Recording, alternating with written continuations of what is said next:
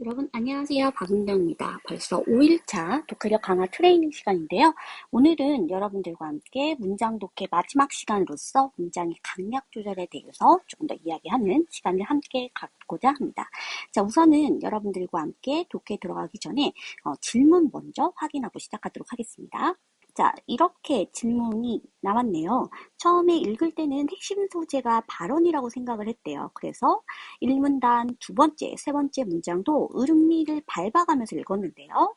침묵이 등장하고 2문단 첫 문장을 보고 나서야 이제 너무 지나치게 꼼꼼하게 읽었다라는 것을 깨닫게 되었다고 이야기를 해주고 있습니다. 사실 이 질문은 이 친구뿐만이 아니라 다른 친구들도 비슷한 질문을 해주셨어요. 그래서 생각보다 그 문제의 난이도에 비해서 지문을 읽는 그런 속도가 많이 나지 않았고 문제풀이 시간까지 총합해서 2분 30초가 넘어가는 그런 경우가 많았다라고 이야기하는 친구들이 많았는데요. 이건 아무래도 첫 번째 단락에서의 강약 조절의 실패 때문이 아닐까 싶습니다. 사실은 우리가 지문을 볼 때 지문의 전체를 항상 보고 들어가야 돼요. 지문을 보면 사실은 저는 첫 번째 단락 딱 들어가기 전에요. 여기에서 침묵의 유형, 그래서 방어적 침묵, 신사회적 침묵 이런 게 사실은 먼저 보였어요. 그래서 여기에서 침묵의 유형들을 나열하고 열거하는 글이구나 라는 것을 지문의 스캔을 통해서 먼저 잡고 시작을 했거든요. 그래서 이러한 실수를 하지 않으려면 우선은 지문 전체를 스캔하는 방법, 그걸 한번 추가해 주시면 좋을 것 같고요. 스캔이라고 해서 모든 지문에서 구조를 파악할 수 있는 건 아니에요.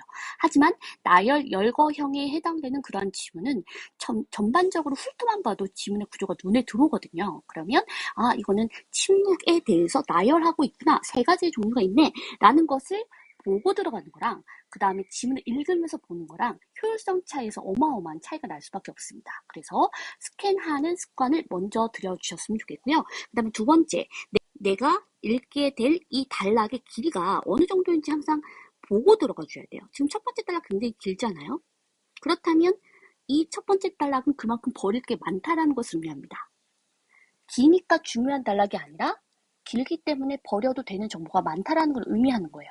따라서 지문을 독해할 때 들어갈 때 이거는 강약조절 제대로 해야 되겠다. 버릴 만한 내용들이 많이 있겠다. 세부적인 내용들은 조금 더 내가 빠르게 처리를 하고 스킵하는 수준이 될 수도 있겠다라는 것을 생각하고 가주셔야 돼요. 그래서 이 두 가지를 먼저 말씀드렸고요. 그 다음에 세 번째, 지문을 읽으면서 판단할 수도 있습니다. 자, 그럼 첫 번째 문장부터 한번 보도록 하겠습니다. 자, 조직 구성원의 발언은 이라고 시작을 해주고 있습니다. 그리고 발언이 긍정적인 효과를 가져온다는 얘기로 시작을 해주고 있네요. 그래서 이 첫 문장 자체가 굉장히 세요. 긍정적이다라고 하면 어떻게 긍정적인지를 보여주겠죠. 그러면 긍정과 관련된 내용들을 아마 상수를 할 겁니다. 나열할 가능성이 커요. 어떤 면에서 긍정적인 효과를 가져올 수 있을지에 대해서 제시를 해주겠죠. 그러면 그 긍정적인 면들을 다 가져갈 수는 없잖아요. 그래서 그러한 긍정적인 부분들을 열거하는 걸 다 의미를 처리할 수 없는 그러한 단락이기 때문에 여기에서는 오히려 손을 딱 떼고 가볍게 처리해야 되겠다라는 생각으로 두 번째 문장, 세 번째 문장을 처리해 주셨어야 되겠습니다. 사실 저는 어떤 생각을 했냐면 긍정이라는 단어, 세트 단어를 봤기 때문에 뒤에 부정이 있을 수도 있겠다라는 생각을 했거든요. 그래서 항상 세트 단어는 뒤에 부분의 흐름을 예측하는 데 도움을 줄 수가 있기 때문에 혹시라도 발언이 아닌 부정적과 관련된 게 있지는 않을까라는 것을 생각을 했어요. 그래서 발언과 다른 어떤 대상이 있을 수도 있고 발언에 있어서 부정적인 측면이 있을 수도 있고 그래서 뒤에 꺾이는 뭔가 흐름이 있을 거라고 생각을 해서 사실은 이 지문을 읽을 때 구조를 볼 수 있을 만한 표지가 있지는 않을까 그런 것들을 먼저 보고 들어갔습니다. 왜냐면 이 단락이 길기 때문에 그렇죠. 그런데 여기에서 한 편이 눈에 들어왔어요. 그럼 여기가 쪼개지는 거잖아요. 우리가 단락 독해 연습을 할 때 하나의 단락이 길면 무조건 쪼갤 생각부터 해라. 임의적으로라도 좋으니까 하나의 단락을 통째로 그냥 강도 없이 긴 것보단 하나의 단락 안에서 의미의 어떠한 기준에 따라서 두 가지로 나눠질 가능성이 크기 때문에 그러한 표지, 그러나, 한편, 그 다음에 어떤 그리고 또한 이러한 표지가 있지는 않은지 그런 측면들을 확인한다는 느낌으로 구조적 측면을 먼저 궁금해하면서 이 단락을 처리해 주셨어야 돼요. 그래서 만약에 첫 번째 단락에서 시간이 많이 걸렸다라고 하는 친구들은 이 세 가지의 측면을 한번 점검해 보시면 좋을 것 같습니다. 지문 전체의 스캔, 두 번째는 단락의 길이에 대한 점검. 그 다음에 세 번째는 지문을 읽을 때 이거는 긍정적인 효과를 나열하네? 나열하는 부분들은 가볍게 처리해야 되겠다. 필자가 의도적으로 강조하지 않는 이상 거기에 있는 나열하는 긍정적인 효과를 다 읽을 필요는 없어요. 아직은 뭐를 더 강조해 주는지 알 수가 없기 때문에 처음부터 긍정적으로 효과에 대해서 열거해 주는 부분들은 다 의미를 처리할 수가 없다. 따라서 아까 이 친구는 두 번째, 세 번째 문장까지 밟아가면서 읽었다고 했는데 그거는 아무래도 그러한 이 세 번째 측면에 대한 판단이 부족했기 때문이 아닐까라는 생각이 듭니다. 자, 그래서 일단은 저는 여기는 거의 손 떼고 읽었고요. 그냥 긍정적이네라는 것만 생각하면서 읽었습니다. 한편 침묵은 했으니까 뒤에 부분 더 중요하겠죠? 결과적으로 침묵에 대해서 얘기하겠구나. 그렇다면 발언은 긍정적이었다면 침묵은 조직과 구성원 양측에 부정적일 수도 있겠구나 라는 것을 먼저 예측하고 읽었어요. 그래서 이 문장도 길지만 부정적이라는 단어가 빨리 들어왔죠. 그럼 또다시 부정적인 영향, 어떤 부정적 영향이 있는지를 나열할 거 아니에요. 그럼 앞에와 마찬가지로 손 떼고 무엇을 강조하는지는 아직 모르니까 빠르게 눈으로 읽어가면서 부정적 영향을 나열하고 있네. 그래서 그걸 통해서 무슨 얘기 하고자 하는 건가? 라는 걸 질문하시면서 강력 조절을 해주셔야 되겠죠. 자, 그래서 결과적으로 우리가 첫 번째 단락에서 파악해야 되는 거는 앞으로 내가 이 지문 전체를 어떠한 기준으로 읽을 것이냐 잖아요. 그래서 이렇게 나열 열거하는 2개 이상의 범주들이 제시되는 경우에는 이 첫 번째 단락 마지막에 이 대상들을 읽을 만한 중요한 기준점을 던져준단 말이에요. 그래서 차라리 이 첫 번째 단락의 마지막 문장을 향한다라는 느낌으로 독해를 해주셨어야 되겠고요. 따라서 여기에 있는 마지막 부분. 해당 조직의 문화 아래에서 보복과 관련한 안전도와 A와 B 구조죠. 변화 가능성에 대한 실효성 등을 고려하여서 판단한다. 그러면 침묵의 유형들을 볼 때도 이 두 가지를 생각을 해주셔야 돼요. 그래서 보복과 관련한 안전도, 그다음 변화 가능성에 대한 실효성. 이 두 가지를 생각하면서 그와 같은 두 가지의 측면과 연결되는 내용이 있지는 않은지를 확인한다는 느낌으로 독해를 해주셔야 되겠습니다. 그렇게 해야 되는 이유는요. 우리가 이 범주에 해당되는 내용들을 따로 읽게 되면 어떤 정보가 중요한지 파악하기가 어렵거든요. 근데 이 첫 번째 단락의 마지막 문장을 생각하면서 읽게 되면 해당되는 범주에서 어떠한 측면이 필자가 강조하고자 하는 핵심인지 보다 더 빠르게 잡으실 수 있다는 점. 따라서 묵종적 침묵을 읽을 때에도 보복과 관련한 안전도, 그 다음에 변화 가능성에 대한 실효성 중에 어떤 것과 연결할 수 있느냐라는 것을 판단한다는 느낌으로, 그것을 파악한다는 느낌으로 독해를 해주시면 되겠습니다. 자, 그래서 묵종적 침묵. 항상 힘줘서 읽어야 되는 건 명칭이죠. 묵종적 침묵. 요렇게. 그래서 처음에는 묵종적 침묵에 대한 어떤 정의를 밝혀주면서 시작을 해주고 있습니다. 이를 알리거나 표출할 행동에 유인이 없어서 표출 자체를 안 하는 거래요. 그 다음에 여기가 좀 매력적이죠. 문제 있는 현실을 바꾸려는 의지를 상실한. 그러니까 변화 가능성에 대해서 회의적인 거죠. 자, 그래서 그 얘기가 다시 한번 나옵니다. 발언을 해도 소용이 없다. 어쨌든 말해봤자 변화할 것 같지 않다. 변화 가능성에 대한 실효성 측면에서 굉장히 부정적인 거죠. 그래서 침묵을 하게 된다라는 내용을 제시해주고 있습니다. 따라서 저라면 여기 부분 좀 힘줘서 읽었겠죠. 어쨌든 말해봤자 변화할 가능성 없어 라고 판단을 했기 때문에 침묵하는 것이다. 그래서 첫 번째 단락 마지막에 있는 변화 가능성에 대한 실효성이라는 측면과 연결하여 묵종적 침묵의 핵심을 정리할 수 있을 것 같습니다. 자, 그 다음에 방어적 침묵을 읽을 때도 첫 단락의 마지막과 연결 가능한지, 혹은 우리가 항상 범주 간의 관계를 생각을 해줘야 되니까 비교 포인트가 있지는 않은지, 이런 것들을 신경 써주시면서 독해를 해주셔야 되겠죠.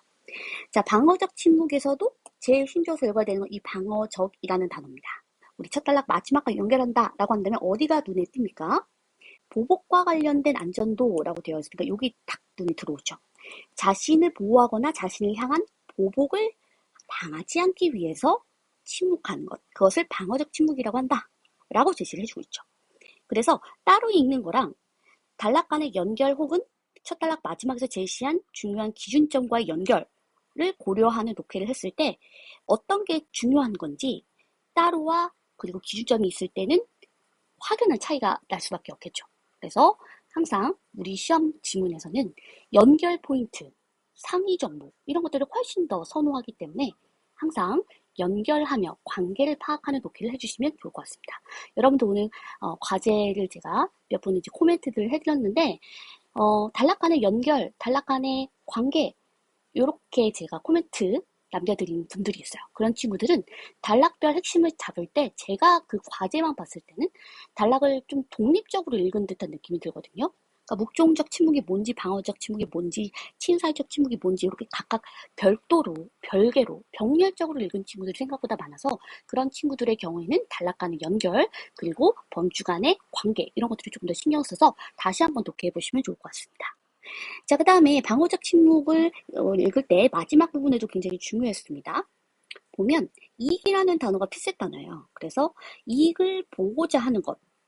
그래서 좀 더 자기중심적이기 때문에 자기보전적인 행위다 라고 이야기를 해주고 있죠. 자, 그 다음에 여기에서 자신, 자기 이런 것들을 굉장히 많이 반복적으로 제시를 해주고 있으니까 의도적으로 강조해준 거라고 할 수가 있겠고요.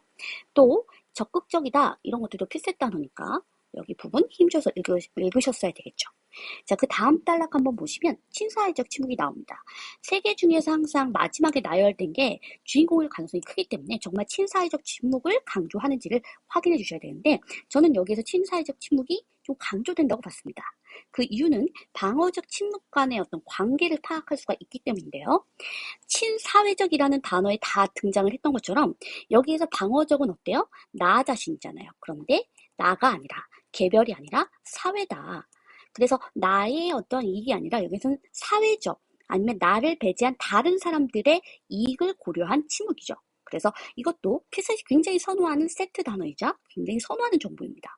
그래서 친사회적 침묵, 방어적 침묵은 이와 같은 나의 이익 혹은 나의 이익이 아니라 여기서 사회적인 이익이죠. 그래서 그렇게 비교 포인트가 잡히는 그러한 측면을 통해서 이 두 대상 간의 관계를 굉장히 강조하면서 마무리했다라고 봐주셔야 되겠습니다. 그래서 한쪽은 자기의 이익, 여기는 조직이나 다른 구성원의 이익. 이렇게 딱 묶이는 순간 결국 추론할 수 없는 거니까 이들 간의 속성이 바꿔치기 되겠구나 라는 걸 파악하실 수 있어야 되겠죠. 그래서 사실 제가 단락 간의 관계, 대상 간의 관계 이런 것들 신경 써라 라고 하는 것은 첫 번째는 아까 얘기했던 것처럼 핵심을 제대로 잡기 위해서이기도 하고요. 두 번째는 선지에 대한 예측 때문에 그래요. 그래서 그냥 범주와 속성이 바꿔치기 되겠네 라는 것보다 어떤 범주와 어떤 범주 간의 관계, 어떤 두 대상 간의 범주와 속성이 바꿔치기를 하는지를 여러분들께서 예측을 하시려면 그런 관계 자체를 장악하면서 독해를 해주셔야 된다는 걸 다시 한번 강조드리도록 하겠습니다. 자, 그래서 답이 되는 선택지는 여러분들이 잘 해주셨는데요. 네, 답이 되는 선택지 4번이었습니다.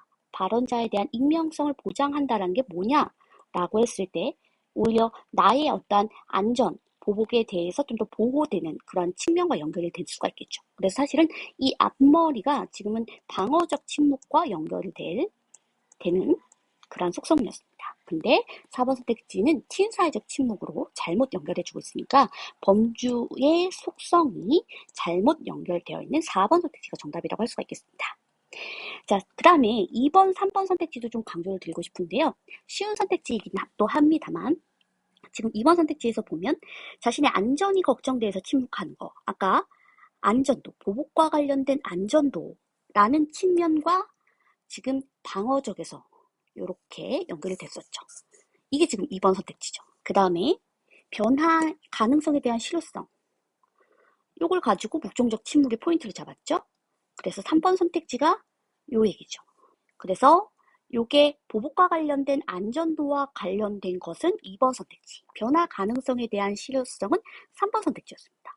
그래서 이들 간의 관계를 계속 생각하면서 읽었으면 2, 3, 4번을 예측하는 독해를 하신 거예요.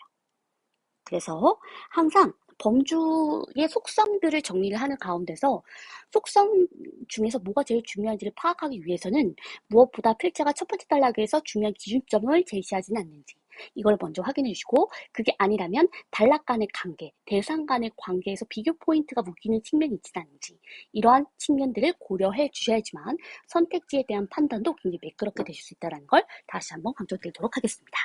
자, 그래서 이 친구 같은 경우에는 굉장히 잘했죠. 그렇죠? 그래서 요것도 지금 제가 설명드렸던 셔틀락 마지막을 가지고 포인트도 잘 잡았고, 그 다음에 방어적 침묵이랑 친사회적 침묵이 이제 범주가 묶인다라는 것도 봤어요. 그래서 여기는 자기 자신을 보호하는 거, 조직이나 다른 구성원들의 이익을 보호하는 거.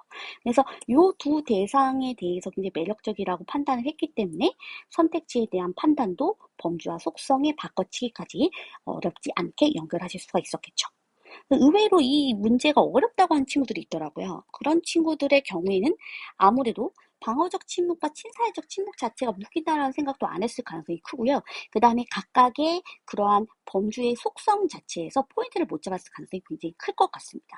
그리고 항상 이러한 앞머리는 번역하는 선택지들이 많이 나오니까 이거 이꼴 무엇을 얘기하는 건지, 이거 이꼴 어떤 범주와 연결되는 건지 항상 번역을 해야 된다는 게 준비가 되어 있어야 됩니다. 그래서 그러한 선택지를 보는 눈도 다시 한번 확인해 주시면 좋을 것 같습니다. 자, 질문 내용 한번 확인해 보도록 하겠습니다. 처음에 친사회적 침묵으로 선택지를 추렸대요. 요거까지는 잘했네요. 근데 답이 되는 선택지를 갔음에도 불구하고 이 선택지 자체에 대한 파악이 안 됐대요. 그래서 1번부터 5번까지 다 읽었고 그 다음 문제를 풀었다고 얘기를 해주고 있습니다. 근데 이 친구와 같은 경우 굉장히 많지 않나요? 그렇죠? 여러분들 가운데도 이런 경우들 굉장히 많을 텐데 저는 판단이 안 됐다고 해서 도망가는 게 싫어요. 도망가지 마 이렇게 써야겠다. 판단이 안 된다고 해서 도망가서 1번부터 5번까지 가지 마세요. 차라리 이거를 다 읽고 판단할 시간에 얘만 파세요. 어쨌든 판단은 해야 되잖아요. 왜 판단도 안 하고 다른 걸로 넘어가요? 그래서 일단은 도망가지 마. 이게 첫 번째로 말씀드리고 싶고, 그래서 최대한 지문의 근거를 찾아서 한번 번역을 해보려는 시도.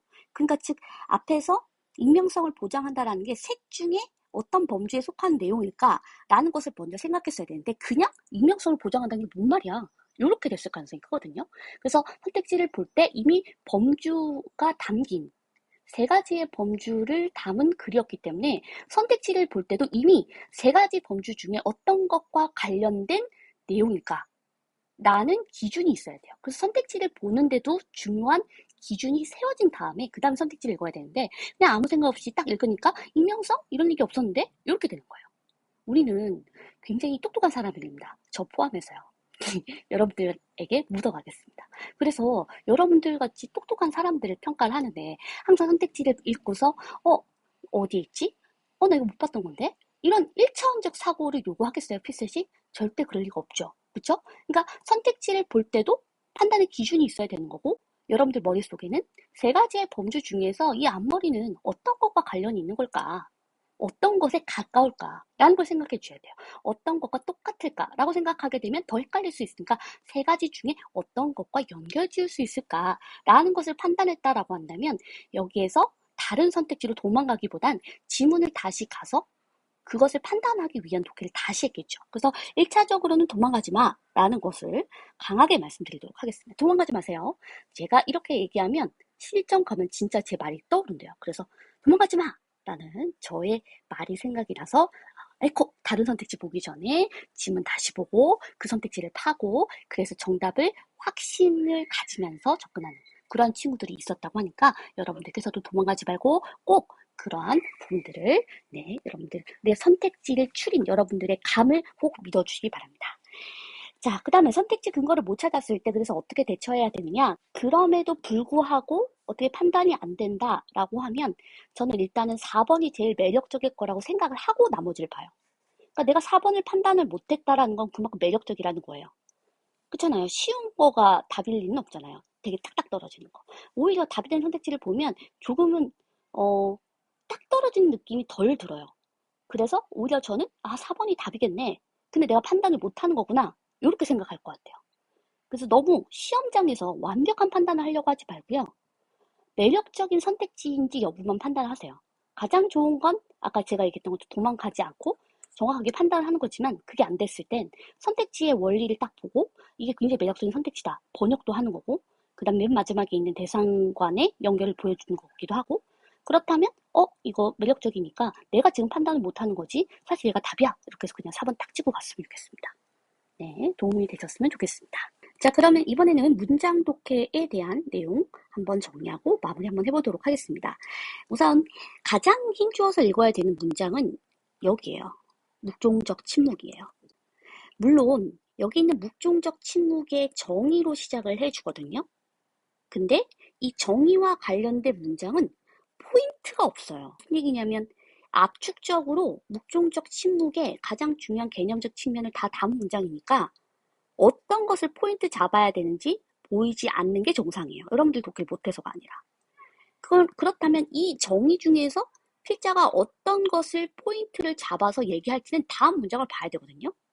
그래서 이 정의에 해당되는 문장을 약하게 처리해라 라는 것은 아니지만 이 부분을 읽고서 여기에서 다 포인트를 잡아야 되겠다. 그래서 이 문장을 너무 천천히 읽는 친구들이 있거든요. 그리고 여기를 다 꾹꾹 눌러가면서 이해하는 친구들이 있는데 그거는 그냥 사전 보는 거랑 뭐가 달라요. 그죠? 그 사전에 있는 그러한 지식적 측면 중에서 그럼 그거 중에서 필자가 어떤 개념을 가지고 이야기를 할 것이냐 있잖아요. 그러니까 그거는 뒤에를 봐야지 알아요. 그래서 너무 여기는 정의 문장이 중요하긴 하지만 여기서 너무 힘을 다 뺄 필요 없다. 그냥 주어랑 수어를 연결하면서 뒤에 부분을 힘줘서 읽어주세요. 그 다음에 이러한 침묵은 이라고 했으니까 이 앞에 있는 침묵에서 나 이 얘기할 거야. 여기서 포인트를 잡아주는 거예요. 그러니까 어쨌든 여기 앞에서 다 해결하려고 하지 말고 오히려 뒤에 있는 문장이 더 중요하고 그 다음에 맨 마지막 문장을 통해서 정리해주고 마무리를 해주거든요. 그러니까 뭔가 마무리를 해서 닫아주는 문장이기 때문에 이 단락을 마무리를 해주고 닫아주는 거니까 포인트들이 가장 많이 있는 문장이겠죠. 그래서 정리를 하면 여기 있는 문장이 가장 중요하고요. 그 다음에 저라면 두 번째, 그 다음에 세 번째, 네 번째 이렇게 될 것 같습니다. 제가 이게 네 번째라고 한 거는 당연히 봤어야 된다는 거예요. 이거는 당연히 침묵의 유형들에 대해서 얘기해주고 있고 침묵의 유형 중에서 묵종적 침묵에 대해서 얘기하고 있구나. 이 정도만 보면 되지 침묵의 유형은 다음과 같다. 뭐 이렇게 볼 필요 없잖아요. 그렇죠? 그래서 이건 사실 0 혹은 사실은 그냥 1처럼 거의 다 봐야 되는 그냥 쑥 보고 들어갔어야 되는 그런 문장이라고 할 수가 있겠습니다. 그래서 어떻게 보면 가장 약하게 처리하고 빨리 봐야 되는 문장이라고 할 수가 있겠죠. 힘센 문장이라는 건 속도랑도 연결이 됩니다. 정확도도 그렇지만 그래서 제일 정확하게 읽어야 되고 가장 천천히 읽어야 되는 문장은 이 부분이고 여길 통해서 묵종적 침묵을 통해서 필자가 하고 싶은 건 말해봤자 소용없다라는 거구나. 이렇게 해서 의미를 정리하고 그 다음에 메모라이징을 하고 다음 탈락으로 넘어가 주셔야 되겠습니다. 자, 다비드의 선지의 원리는 아까 제가 말씀드렸던 것처럼 범주와 속성의 바꿔치기였죠. 근데 어떤 친구가 아까 숙제 바꿔치기 이렇게 쓴 거예요. 이게 왜 이렇게 웃기죠, 저는? 범주와 속성의 바꿔치기. 근데 바꿔치기, 이거 너무 웃겼습니다. 저는 이제 많이 늙었나 봅니다. 이런 게 재밌어요. 그리고 여러분들의 그 글씨 보는 것도 너무 재밌습니다. 왜 글씨가 여러분들의 그런 꼭 얼굴, 그러니까 외모적 측면 아니라요. 여러분들의 이미지와 많이 연결이 되는 것 같아요. 그래서 이 친구의 성향 혹은 이 친구의 어떤 가지고 있는 이미지랑 연결이 많이 되는 것 같아요. 근데 제가 여러분들 모르는 경우들도 많잖아요. 그러면 그 이름과 비슷해요. 신기한 것 같습니다. 그래서 제가 그런 글씨를 굉장히 열심히 보는데 여러분들이 보면 정말 제가 글씨가 악필이라서 못 알아보는 게 아니라 너무 막 날림으로 막 난장판으로 막 쓰는 친구들이 있어요. 그런 친구들을 보면 지문 읽을 때도 엄청 성격 급한가 보다. 그런 것들이 좀 보이거든요. 자기가 맨날 너무 성격이 급해서 쉬운데도 불구하고 실수를 하거나 의미를 날리는 친구들이 있다면 내일은 한번 표시도 예쁘게 해보고요. 간질간질 할 정도로. 그죠? 나랑 성향이 전혀 다른 것처럼. 그렇게 한번 밑줄 좀 쳐보고 글씨도 한번 또박또박 한번 써보세요. 좀 다른 느낌일 겁니다. 자, 이렇게 해서 5일차 마무리하도록 하겠습니다. 여러분들 고생 많으셨고 주말 잘 보내주시기 바랍니다. 잘 보내시기 바랍니다. 그러면 저는 다음 주에 뵙도록 하겠습니다. 감사합니다.